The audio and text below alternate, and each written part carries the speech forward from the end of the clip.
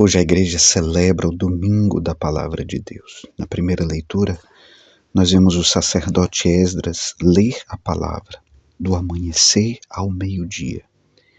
E todo o povo escutava com atenção e prorrompia em louvor e adoração ao Deus que fala ao seu povo. A Bíblia é esse diálogo entre Deus e o homem. A Bíblia é como se fosse também assim como um álbum de família, no qual nós nos tornamos familiares de Deus, e Deus se torna familiar nosso, porque entra na nossa história e compartilha o nosso dia a dia, a nossa existência. E ao entrar nesse diálogo, nesse álbum de família, o povo revê a sua história à luz da palavra, experimenta uma grande comoção. E ao mesmo tempo o sacerdote convida o povo à alegria, sim, chorar, emocionado por recordar os feitos de Deus na sua história, mas sobretudo se alegrar. O Salmo 18 nos fala da palavra de Deus como palavra que dá vida, que conforta, que dá sabedoria e sentido à nossa existência e nos alegra. E no Evangelho, Lucas, o evangelista, fala um pouco do seu ministério como evangelista. Ele diz ter feito um estudo cuidadoso de tudo o que aconteceu desde o princípio e depois ter buscado escrever de modo ordenado o Evangelho. Ele se baseou sobre aqueles que desde o princípio foram testemunhas oculares e ministros da palavra. O texto então nos fala de Jesus na sinagoga de Nazaré. Sempre sob a poderosa unção do Espírito, ele entra na sinagoga em dia de sábado e lê um trecho do profeta Isaías. O Espírito do Senhor está sobre mim, porque ele me consagrou com a unção, para anunciar a boa nova aos pobres, para proclamar um ano de graça do Senhor. E depois de proclamar a palavra, Jesus fecha o livro, o entrega ao ajudante e se senta.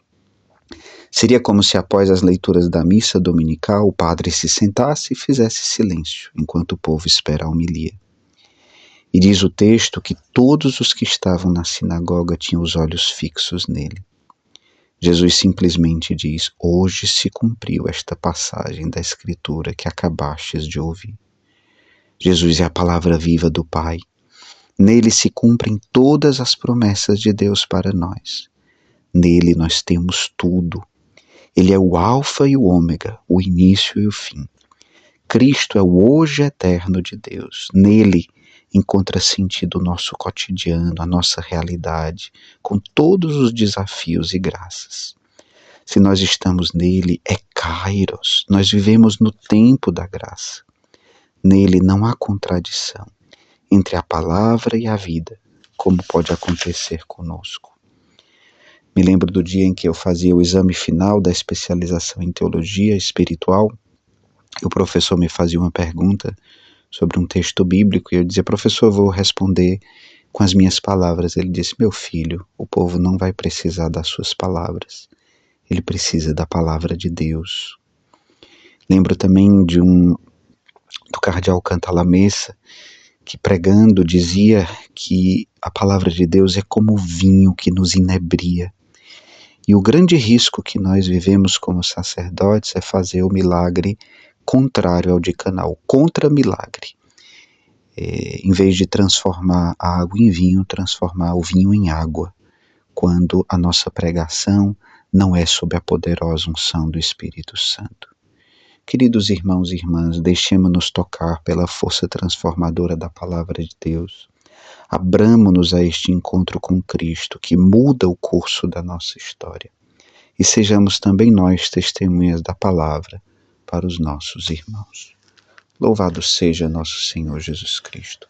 Para sempre seja louvado.